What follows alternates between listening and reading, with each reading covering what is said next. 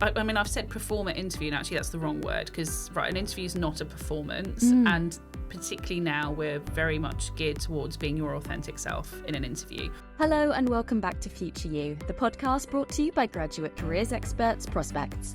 I'm your host, Emily Slade, and in this episode we speak to Alexis Roy, who works in recruitment. So I'm Alexis Roy. I'm what is known as a talent acquisition partner or a recruitment professional, and I work in-house for a retailer. Wonderful. Thank you so much for joining me today on our first Q&A. We have some questions here. It's very exciting. Very exciting. Some of them have been written by me. Some of them have been sent in by our listeners. Yep. And we're just going to go one by one through them. They're all around job interviews. Yep. So, sounds good. Let's dive in, shall we? Yeah. Oh. Look at this production value. That's brilliant. I love it. There's jeopardy involved. It's good. Exactly. All right, then. This is from Charlie, so thank you, Charlie. Can I reschedule a job interview, or will that make me look bad? So, I've rescheduled quite a lot of interviews. I would say, obviously, there are things that are unavoidable. So, sickness is one of those things. Obviously, if you've got caring responsibilities, sometimes the unavoidable happens. Yeah. I would always say if you need to reschedule an interview, do it as soon as you need to. So obviously if you're ill on the day, that's the earliest availability you can do that. But in advance, I'd say if you've suddenly realised that something's cropped up, always do it on the phone if you can, just because it looks better. But no, it doesn't make you look bad. Obviously, just make sure that when you do eventually do your interview, that you kind of bring your A game and that you're present ready to go. But no, it doesn't make you look bad. Obviously, things happen. So. Yeah, of course. Okay, so you'd suggest definitely trying to speak to a human rather than sending an email or text? I think so. I know sometimes it's difficult, and I know there are reasons why sometimes people feel more comfortable. I'm much better on email or text or WhatsApp than I am in person. But I think sometimes even just for speed value, particularly if it's on the day, much better if you have a contact number just to call up and say, look, I'm not well, or something's happened at home. Is it possible to reschedule? Obviously, if they say no, there's not much you can do about that. But most people are really accommodating. Yeah. I've had to reschedule so many recently, and actually since COVID, it's been much more common to reschedule interviews because of people not wanting to, either be in a face-to-face environment where they're not feeling very well, or just not being particularly present because they're feeling rubbish. So it's not uncommon at all. But I would just say try and do it. If it's something that's not an on-the-day emergency, try and do it as soon as you possibly can. Give as much further availability as possible as well. I was going to say, is it good to come in and be like, I have these dates available at these times, give options? Obviously be apologetic, just say, I'm so sorry, but XYZ has happened. If the panel are free to kind of reschedule, then I'm available on ABC at XYZ times. At least it's better than I've had cancellations before, which just say I won't be attending the interview today, and that doesn't give me any information as to whether ever or so because then that makes me ask more questions, which is do you want to reschedule, are you withdrawing, are you still interested? Whereas at least if you're giving as much information up front, it just obviously sometimes you can't call up and sometimes you can't do it until the day. But, people are very understanding. They know that life happens and sometimes you can't attend for whatever reason, and that's fine. It did just remind me, literally for this job, I had to reschedule because I was on holiday and it was allowed and I obviously got the job, so... Ooh, fun fact. I feel so exciting. I'm enjoying the Tupperware box as well. The hot topic. Should candidates be worried about AI? So I guess, do you know what this currently looks like and how it's impacting interviews? Yeah, so I would say that AI is not something to be worried about. AI is there to enhance the human experience rather than to take away from it. It's already involved in quite a lot of interview processes anyway, which you might not necessarily be aware of. So in some, particularly with volume type interviews, so if people are hiring hundreds of people at a time, it's simply not practical to have people doing face-to-face interviews or virtual interviews because it's a lot of scheduling, it takes a lot of time. So what you might have is what are referred to as pre-recorded interviews, where you attend as the candidate, but where you will have questions written on a screen in front of you. So it will say to you, can you tell me about your CV, for example? And then it will give you a specified period of time to record your response on video. And then either a talent acquisition partner will go through those responses and judge them. I say judge them, assess them, should I say, for want of a better word, that will assess them. There is another type of AI where it will take your responses and actually assess them itself, which is one step further using AI.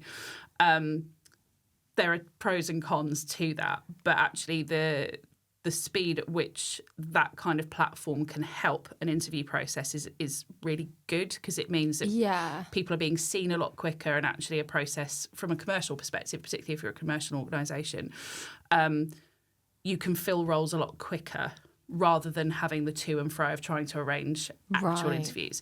So they can be really good because you can also do it in your own time. So if you're doing your interview at 10 o'clock at night, that's entirely up to you. You can record your responses when you feel like you're at your best self.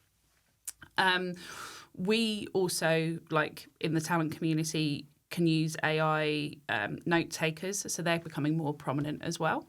So I've used note takers previously where I'm in an interview or having a telephone conversation with someone, and rather than me taking physical notes, an AI note taker sits in the background, and all it does is it records the interview, and it will create both a transcript, but it can also then create a summary, and that'll either be in question and answer format or in a sort of summary format, which you can then use to kind of assess post-interview.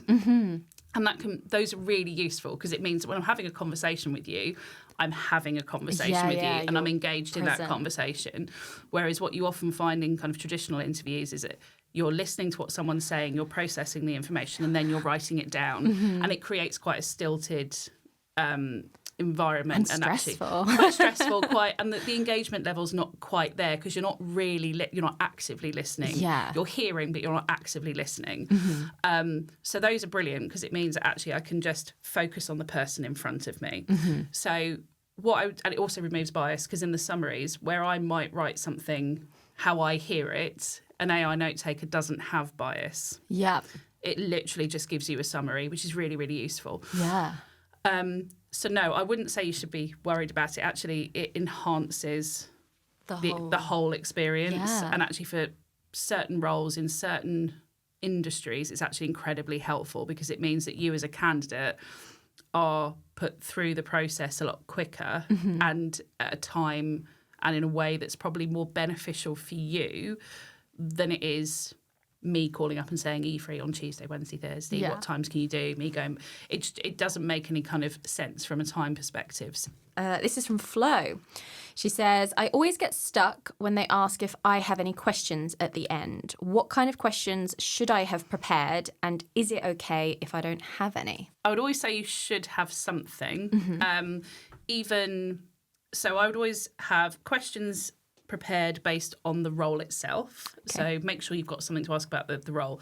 Those questions might be answered during the course of the interview.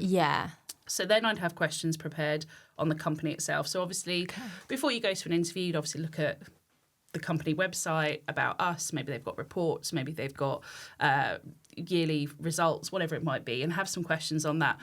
Again, they might answer those in the course of the interview. So then I would have things banked like, what are your expectations of me within the first 6 months if I were to be successful in this role? Or do you have any concerns that I've not covered in anything that I've answered so far? Is there anything else you want to ask me? Or you could ask things like, how would you describe the culture in this business? Because you're then putting the focus back on the interviewer. So, you know, how would you describe the culture? What do you think is the best thing about working here? So make it very interviewer-centred rather than just random, because then you're actually focusing on them as people. So it could be, how would you describe the culture? What do you think the best thing is about working here? What's the most challenging thing about working here from your perspective? Because they probably won't have covered all of that off, is what I'd say. I would always at least try and have one question, just because it looks like you've prepared and you're engaged in the conversation. Although I appreciate, depending on the role that you go for, you might not have any at the end of it. And is that fair to say, to be like, well, you've answered all the questions that I had, to be like, look, I did prepare. Yeah, if they say, like, you know, have you got any questions for us? And you go, well, actually, I had a question about X, Y, and Z, but you've covered that all very amply in the course of the conversation. So I think I'm okay at the moment. But if I do suddenly think of anything, am I okay to contact you after the interview? That's absolutely fine. But I'd always try and have something. Are there any no-nos? Are there any, like, how do bonuses work? Like pay, like anything around wage, salary, holiday, all of the, like, positive things in the workplace? Should you avoid talking about that sort of thing? Or that's an interesting question, actually. So I am of the belief that we are moving towards us having to put salaries on adverts, which isn't always the case everywhere. And there are countries where that's actually been, you can no longer ask somebody what they earn, but you also have to stipulate what you're paying. So I suspect that will happen at some point in the UK, when, I don't know. But if you've applied for a role directly, you've not seen a salary, and no one's asked you at that point no one's talked about salary, I think it's perfectly okay to be like, actually, the one thing that's not come up at this point is the remuneration for the role. Can you talk to me a little about that and the benefits of working here? Again, if that's not come up. But if you've gone through a recruitment consultant, I should say that, if an agency are representing you, that is their role to handle that for you. So don't bring that up in the interview, because that's the consultant's job to kind of handle all of that side of things. Cool. But yeah, I'm just trying to think if there's anything that's a no-no to ask. Yeah, is there anything that if you said it, they'd be like, get out? I can't think of any. How badly can you ruin this interview with your final question? I guess is what I'm asking. I don't think there's anything.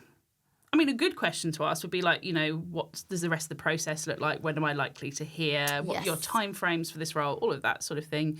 I can't think of anything specifically apart from just behaving objectively disgusting, which you wouldn't do in an interview you wouldn't do anyway. I think hot tip. If you've got all the way through the interview and you've managed to behave politely and professionally, I suspect you're not going to suddenly do a 180 in the last question. But I think, yeah, I can't think of anything specific, but generally, if you wouldn't ask it in normal life, don't ask it in an interview would probably be my advice. Good advice. Cool. Just behave like a human being and it'll be fine. Nice. Noted. Excellent. How do you make a good first impression? Oh, good question. So I think, like, for interviews specifically, I think be on time is always, and not just on time, be slightly early. Yeah, no, I have the opposite problem in that I'm always far too early. I was going to say, is there such a thing as too early? I mean, if you're turning up the day before, it's probably a step too far. Sorry. I would say, you know, if an interview starts, whether it's face-to-face or virtual, if it starts at 2:00, 10 minutes, 15 minutes before is fine. Yeah. If you're encroaching on other meetings or interviews that have taken place, then maybe that's a tad too early. Yeah. I mean, by all means, if you're, what I would say is if it's a virtual interview, check your tech in advance, right? So they'll send you a link, make sure the link works, make sure your laptop, your sound, your light, everything's working as it should in advance. Then on the day of the interview, log in 15 minutes beforehand, again, to make sure that nothing's broken or stopped working in the interim, and you can just have it hanging in the background, and then you're prepared, ready. Don't start joining a call at 2 minutes to 2 only to realise that actually nothing's working, and then you can't. Yeah, then you start flapping, and you don't know who to contact. And just so to make a good impression, make sure you're there ahead of time, whether that's virtually or physically. Be present, make sure you've got no distractions, make sure you want to have this conversation. Engagement looks different for all sorts of reasons, but make sure that for your engagement level that, you know, you are there and present in the conversation. And make sure that you're prepared, that you look like you've done some research, you actually know the role that you're going for and the business that you're going for. And I would say also just make sure that your environment is appropriate. Because, you know, I've hosted interviews where someone's logged in from Costa, for example. Oh, wow. And while, yes, they might have amazing internet, you've got people behind you, you've got background noise. It's very distracting. So make sure the environment that you're interviewing in, if it's a virtual interview, is appropriate.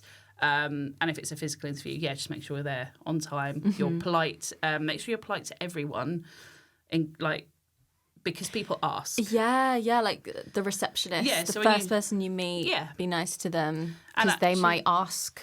Yeah, what are they like? Yeah. And also for your scheduling interviews with a recruitment administrator, for example, be polite to everyone that you speak to, which obviously if you're a normal, nice human being, you will be.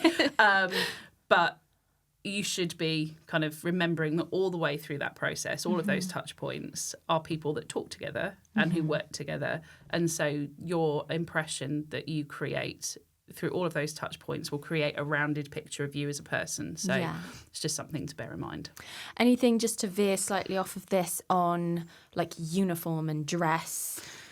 I feel it's a bit of a squiggly area, because they'll either tell you or do they tell you they expect you? So no, we don't. So it used to be very sort of kind of showing my age here, but sort of in the 80s and 90s and early noughties, it was very much women must wear, a blouse and a suit, and men must wear a suit and a tie. It's a little bit more fluid now. And I would say if you're unsure, ask. Right. Because certain industries, it's very different. So media, for example, will dress very differently to finance and law. My advice would always be show that you've made an effort. Yeah. So definitely, if their normal dresses, shirts and trousers for men, for example, maybe put on a tie. Just show that you've gone above and beyond. Yeah. But I would say ask if you're not sure, because you can also. There is a thing about being authentic to yourself. So if you're not a suit and a tie person, and you're going to be uncomfortable in that, so then there needs to be, there has been a kind of element of relaxing of the traditional must wear a suit for an interview, with the whole kind of people being their authentic selves and so on. But I would probably suspect that if you are very suited and booted, you probably wouldn't be going for somewhere that wasn't that kind of environment anyway. But be authentic to yourself, ask the question if you're not sure. Yeah. And just look like you've, got up in time that morning. Got up in time, that you've not just kind of raced from your bedroom and sat down and, Amazing. Do you have any fun stories of has anyone ever turned up to an interview in a onesie? No, but someone has. So in COVID, I think because everyone just sort of, the lines were blurred in terms of what was acceptable. We didn't know how to interview virtually. It is an odd concept. I get that. But my advice of if you wouldn't do it in a face-to-face interview, don't do it virtually still stands. A guy that I was interviewing, I could see him sort of fiddling around on the desk, and I didn't know what he was doing. He was rolling himself a cigarette, which he then lit. And, and started smoking during the interview, which, it's 1970s cool, but not like in 2020. If this is Mad Men, go for it. And because I'm terribly, terribly British and awkward, I just didn't raise it, and afterwards thought, I don't know if that's okay. Was there a mark against them because of it? Did you then have an impression that went into the, would they have not gotten further in the application process because of it? Or was it just something that you were a bit like, that's just a funny story? I just sort of internalised it and thought, I'll raise that with the other person interviewing with me, because obviously you can't say anything at the time. But I just remember thinking, you wouldn't do that if we were sitting in a room with you. Yeah. So clearly you feel comfortable at home. That's great. Wonderful. But I wouldn't recommend it as something to do in a virtual or face-to-face interview. Just don't. It's an hour. Wait until the end of the hour. So, the confidence that must have exuded. Yeah, it's quite impressive. But okay, so we've kind of already covered this of if you're interviewing online, is there any etiquette to follow, background, outfit, etc. So we've kind of covered that. Was there anything else you'd want to add? Yeah, so I just sort of, there are considerations for virtual interviews that maybe don't seem obvious because you don't have to think about them in a physical context. So, like I said, don't do them in a public space. So don't have children running around in the background. Don't be in a cafe or a playground, whatever it might be. Make sure you're in a quiet space, but also think about the lighting, which sounds really stupid, but the number of times I've joined a Teams meeting, for example, and I sit next to a window most of the time, when it's very bright, it actually makes you look like you're in a cave and you're not visible.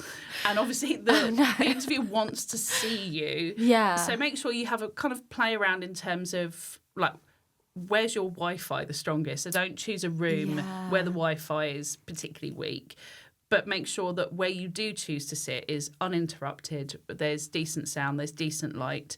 I always blur my background, and I would kind of encourage people to do the same, just because whatever you've got behind you, whether it's, art or curtains or whatever it is, people will naturally look at what's behind you and go, oh, that's nice. Yeah. And they, it's human nature. You're going to go, oh, that's an interesting vase. Wonder where they got that. And suddenly you're not listening to the person that's talking to you. So just blur your background. That way no one can see what's behind you. If you don't want to blur it, at least make sure that it's presentable and you haven't got like a wardrobe open with clothes flying out and stuff, or animals wandering around in the background. And actually that's a point from my own perspective. I've got dogs, and the number of times they have interrupted me in meetings. So just make sure that if you've got young children like I do, dogs like I do, that if you've got a particularly important meeting, that they're not present. Yeah. Because it's, like I said at the start, like, life happens and sometimes people will interrupt you, but ideally in an interview, make sure that people are out of the house, or at least definitely out of the room. Yeah. And that your sound's working, your light's appropriate, that kind of thing. So this is from Tom. Should I consider having notes for my interview, or will it make me look unprepared? Oh, interesting. Do you know what? I think notes are fine, as long as you're not reading verbatim, I would say.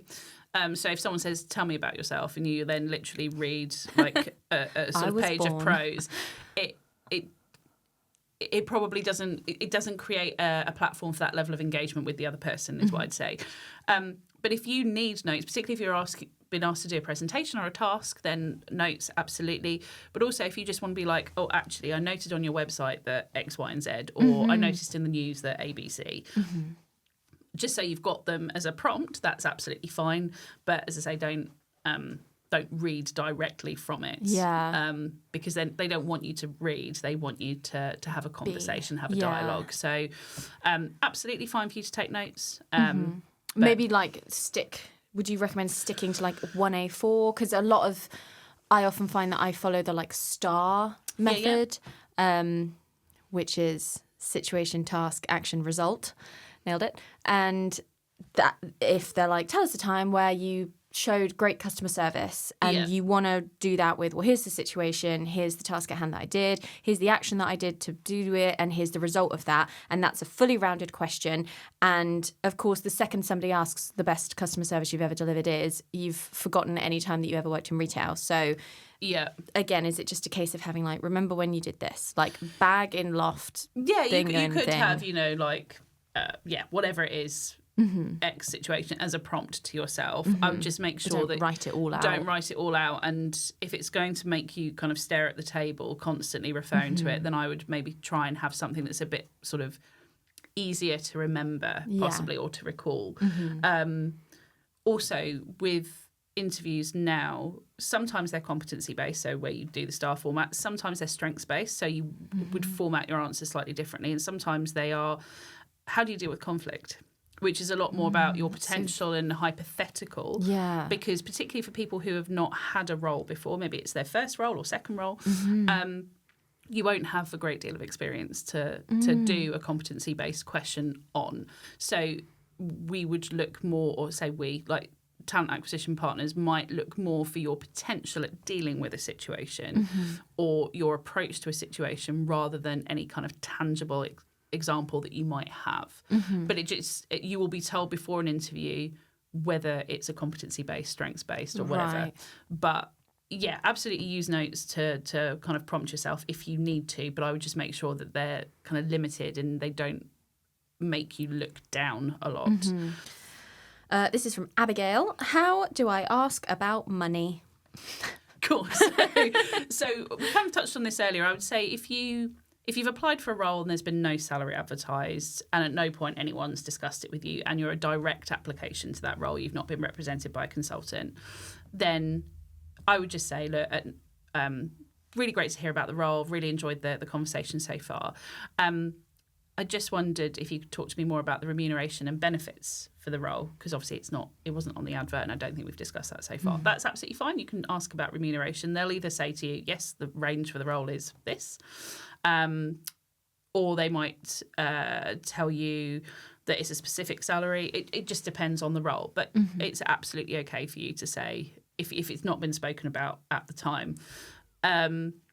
If it was on the advert, then I'd almost be tempted not to, because if you've been given a range, then you know what the range is.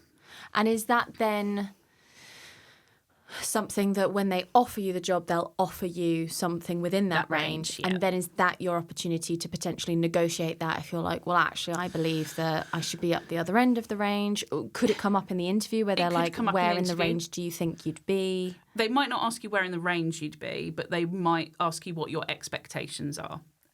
There is a general trend to move away from asking people what they're on, because that plays into things like gender pay gap and minority pay gap.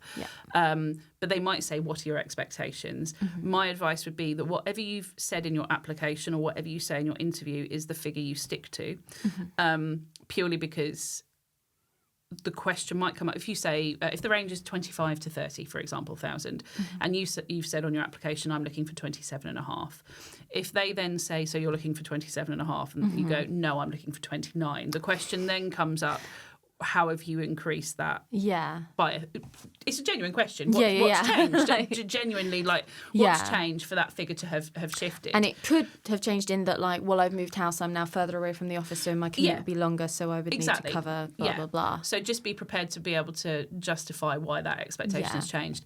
But if it was on the advert and you're aware of what that advert was, then I would be probably disinclined to bring it up, because they'll probably just ask you what your expectations are. They may bring it up in the interview and say, can you tell me what your notice period are and salary expectations are? But if at no point it's been discussed, then absolutely it's fine to say, can you tell me a bit more about the remuneration and benefits? And as I said earlier, if you're represented by a recruitment agency, then that's their job to do that. So, and they will probably tell you, don't discuss money, we'll pick that side of things. This is from Dan. It's said you're interviewing them as much as they're interviewing you. What red flags should you look for during an interview? Interesting.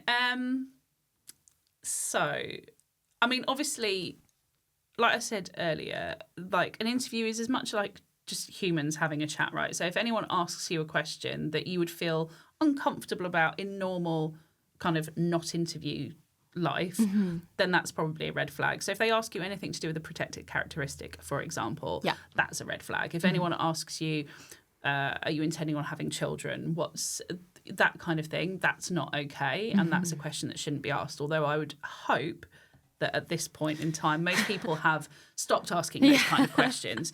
But as a general rule, I would say if they ask you anything that makes you personally feel uncomfortable, and I can't think of an example other than a protected characteristic. Of course. Anything to do with protected characteristics or anything that makes you genuinely feel uncomfortable as a person is probably a red flag. And that's, for you to kind of then decide whether that's something you want to progress with, or I would suggest probably not. What are some of the most common interview questions and how can I prepare for them? Cool. So I would say most interviews will start with something like, tell us about yourself, which is normally just a nice warm-up question. And some people go one way or the other. Some people would just be like, my name's Lex. And I was going to say, whenever I'm confronted with that, I'm like, that's the hardest question because I've not prepared for it. What do you want to know? How much of this do I go into? So I think, say who you are. You talk about what you're doing. I'm a such and such at so-and-so currently. I've had XYZ experience in A, B, and C. Give yourself a sort of potted history. Okay. Any hobbies? Is it worth leaning in to being like, oh, I'm a big runner and I completed a marathon last year? Or is it best to try and stick to more professional things? No, I think particularly if you're earlier on in your career and you maybe don't have as much wealth of experience to lean on, then absolutely to be like, I'm a keen runner, or I play this sport, or I sing in this group, or just to show you've got an element of something else to you. But particularly, actually, if something might have transferable skills into the workplace. So, for example, if you play a team sport, actually that's really interesting because it shows that you work alongside other people and that you can work as a team and that you're potentially competitive or whatever it might be. There are elements of that kind of hobby which might help your day-to-day role. So absolutely mention hobbies if it's appropriate. But yeah, they will normally ask you, tell us a little bit about yourself. They might ask you, why did you apply for this role? Which means you have to remember why you've applied and what you've applied for. And not just be like, because I need to pay rent. Yeah, exactly. Like, particularly if you've gone, and I completely understand why this happens, but if you've gone on to a job site and applied for 10, 20 jobs, just like scattered on your CV, and people call you up even and go, so what made you apply for this role? And you think, I can't. Who are you? I don't even know what I've applied for. It doesn't show that you're particularly invested in that role. Yeah. So keep a note. Obviously, if you're in an actual interview, you presumably know what you're interviewing for, but they might ask you, why this role? Why this company? So you be prepared to talk about what interests you about that particular business, whether it's a charity, whether it's a commercial organisation, you know, whatever it might be. Have a reason why you're applying to them because people want to know that you're invested in them and that role, not just any role. Yeah. I would say they're probably the top three. Yeah. Role, company, and a bit about you. So be prepared for those three. Yeah. Perfect. Thank you. Ooh. This is Sophia. How important do you think it is to know about the company beforehand? So I think that might be the last one, and it's a perfect... I think sort of we've covered quite a lot of it already. It's super important. Yeah. Particularly if it's a particular industry that maybe you're not familiar with. So if you've never worked in a legal practice before or if you've never worked in finance, they're very different in terms of sector and specialism and how they operate.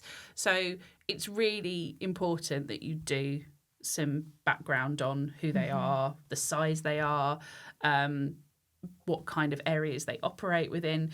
Really important because if they say to you, what do you know about us? And you go, I don't know. Yeah, nothing.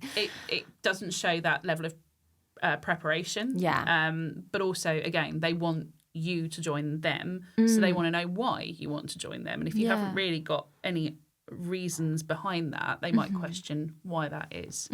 So, yeah, definitely have a reason why you're joining them.